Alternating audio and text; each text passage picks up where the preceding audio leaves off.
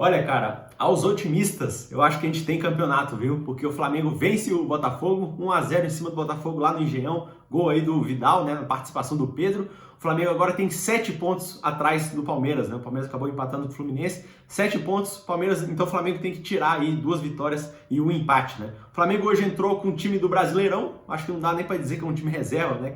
Esse é o time que vem jogando os pontos corridos aí, com o Gabigol e com o Santos, né? Um time assim que, cara, eu acho que dá pra gente entender um pouco o rendimento baixo, talvez, um pouco abaixo da média do time que joga as Copas, né? Porque, cara, é um time sem Everton Ribeiro e sem Arrascaeta. Só esses dois, o time é muito diferente. Não é só a questão ali da qualidade do Arrascaeta, de não estar em campo. É também uma movimentação, também um estilo de jogo. Por exemplo, quando você tem o Arrascaeta em campo, você joga ali com o losango no meio campo, né? O Flamengo joga com o losango no meio campo com o Arrascaeta aqui. Com o Lázaro em campo em vez do Arrascaeta, ele joga como um atacante aqui. Então, olha só a movimentação desse jogador aqui para você ver a diferença do jogo do Flamengo com e sem Arrascaeta, né? Hoje foi sem o Arrascaeta até o segundo tempo ali quando ele entra, e o Flamengo jogava dessa forma. E quando ele entra, quando o Arrascaeta entra, ele volta aqui para trás, então a movimentação do time é bem diferente, né? Não é só a qualidade do Arrascaeta. Eu acho que isso justifica bastante porque o time acaba rendendo um pouco menos, mesmo ganhando os seus jogos, né, cara? Por exemplo, quando o Pedro entra em campo, ele entra na posição do Lázaro, né?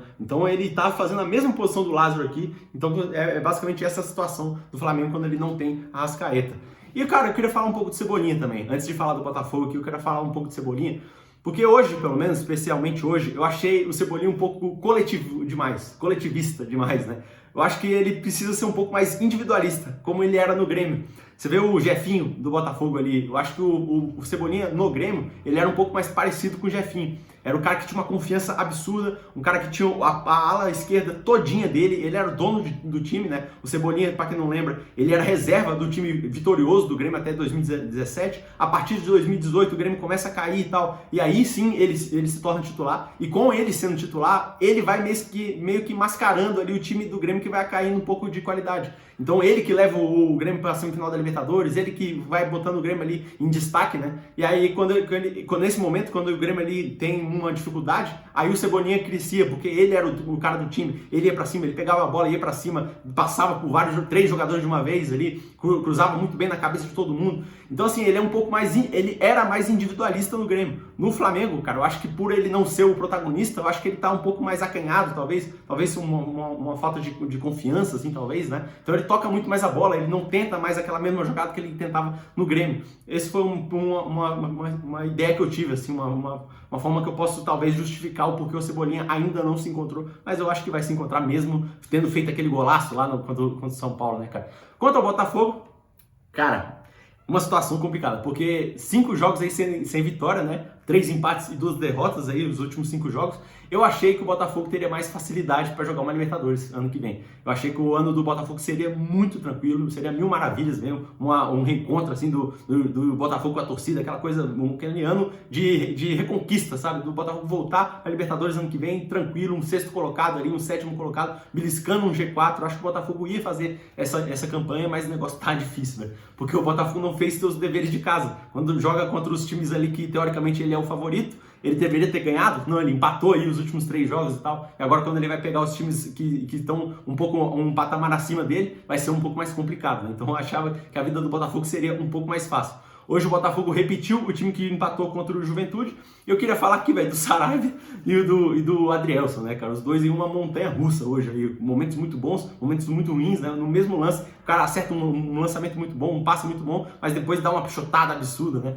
O Vitor Sá também, cara, eu acho que ele tá um pouco deslocado na direita lá. Eu acho que os melhores momentos do Vitor Sá no Botafogo, pelo menos na minha visão, foram na esquerda. Só que o problema é que na esquerda está o Jefinho, que é o melhor jogador do Botafogo, né, cara? É o cara ali que mais faz a diferença no time. Embora ele tenha sido muito bem marcado hoje, eu acho que mesmo assim ele faz mais diferença que todo mundo, né? Ele é o principal jogador. Hoje ele foi bem, na minha visão, mesmo muito bem marcado. Foi o cara que fez o diferente no time, né?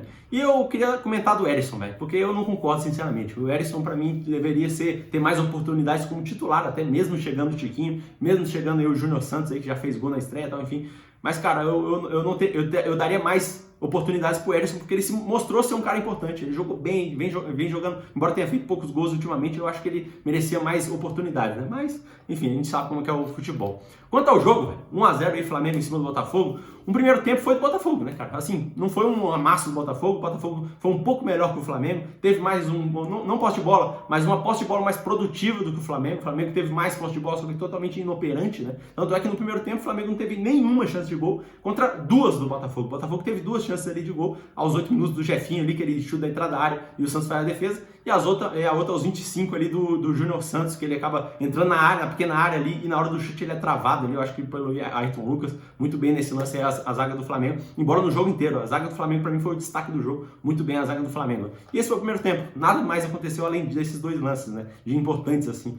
No segundo tempo, cara, aí sim, o jogo começa morno, nada acontecendo nos primeiros 10 minutos, até que aos 10 minutos vem duas mudanças no Flamengo. Sai aqui o Lázaro para a entrada do Pedro, ou seja, a mesma posição aqui, ó, 9x9, né? E sai também o Vitor Hugo para a entrada do Everton Ribeiro. E nesse momento aqui, a partir dos 10 minutos, o Flamengo tem um espasmo de melhor em campo, né? Tem 10 minutos ali que ele cresce e passa a ser melhor que o Botafogo, faz 1x0 com o gol do Vital ali, que é uma participação direta do Pedro, cruzamento do Mateuzinho, o Pedro cabeceia pro meio da área no primeiro lance dele com a bola, e o Vidal faz o gol 1x0 aos 12 minutos do segundo tempo. Depois o Mateuzinho ainda sai cara a cara ali com o Gatito, e o Gatito faz a defesa ali no momento que o Mateuzinho toca pro meio da área, né? E também tem a última chance do Flamengo no jogo, que é aos 18 minutos do Pedro ali, que ele recebe aquela bola, corta o Adrielson e chuta colocado para fora. Essa foi a última chance do Flamengo no jogo, terceira e última, né? A partir dos 21 minutos aqui, o Botafogo faz duas mudanças, sai o Eduardo para a entrada do Gabriel Pires, que eu acho que fez um bom jogo, né? E sai o Vitor Sá também para a entrada do Luiz Henrique, que acabou não entrando muito no jogo também. Não acho que o Luiz Henrique não participou tanto.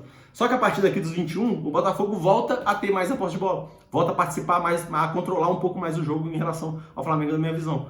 Aos 29 minutos, vem mudança no Flamengo, sai o Vidal para a entrada do João Gomes, e sai também o Gabigol para a entrada do Arrascaeta. Aí olha a diferença, quando entra o Arrascaeta, ele vem aqui pro meio, né? E o Pedro abre aqui para formar aqui o 4-4-2 com o losango de novo, mais uma vez, a partir da entrada do Arrascaeta, né? Aos 29 minutos também sai aqui o Adrielson, zagueiro para a entrada do Canu, acho que ele saiu machucado, né, o Adrielson. E aos 29 minutos também vem a última chance do jogo, que foi do Jefinho, pelo Botafogo, aquele chute da meia-lua da grande área, que ele acaba chutando para fora, meio na orelha da bola para fora. Até o fim do jogo aqui, o Botafogo ainda chegou algumas vezes ali, cabeçado do Gabriel Pires, um chute de longe ali do Júnior Santos, mas nenhum com muito perigo, né? Então não considero tanto assim como chance de gol, né? Até o fim aqui, o Flamengo ainda fez outra mudança, saiu o Diego para a entrada do Pulgar, e o Botafogo também faz uma outra mudança, duas mudanças, né? Sai Tietê e o Lucas Fernandes para a entrada do Piazon e do Danilo Barbosa, né? Formando aqui mais ou menos um 4-3-3, basicamente. Achei que o Danilo Barbosa entrou bem e o Piazon acho que não contribuiu tanto. Então, cara, em chances de gol no jogo, acabou assim, né? Em 90 minutos aí foi 3-3 em chances de gol e 1-0 no placar pro Flamengo. Pra você ver como foi pobre de chances de gol o jogo, né? Não foi tão emocionante assim o jogo. Destaques desse jogo, velho, eu vou destacar aqui pelo Botafogo primeiro. 4 jogadores.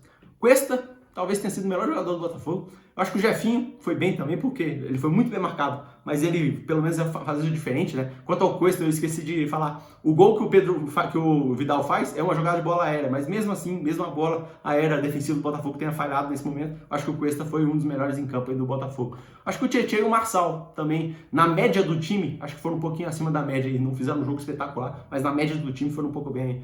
Dá pra dizer, do Danilo Barbosa entrou bem também, o Gabriel entrou bem também, mas os destaques aí pra mim são esses 4.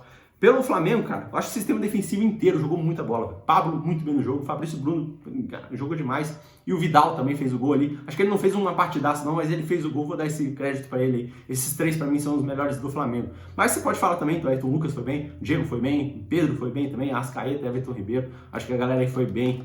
Destaque não, da tabela, né? O Flamengo agora tá com 43 pontos, tá 7 pontos atrás do Palmeiras. Tem que tirar aí 2 vitórias e um empate. E o Botafogo está em 14º com 27 pontos, tá a 2 pontos da zona de rebaixamento. Só que do G4, cara, do G6 ali, ele tá a 9 pontos, né? Não, 9 pontos do Atlético, que é o 7º colocado. Do G6 ali, ele tá a 12 pontos do Internacional, né, velho? E é isso, ó, meu nome é Thiago, seja bem-vindo aqui ao canal, que a gente fala sobre Botafogo, Flamengo, futebol brasileiro e europeu. Então curte aqui o vídeo, que é muito importante para que o YouTube entenda que esse vídeo é relevante e divulgue para mais pessoas e o canal continue crescendo. E se inscreva aqui no canal, que é muito importante. Beleza? Tamo junto, valeu!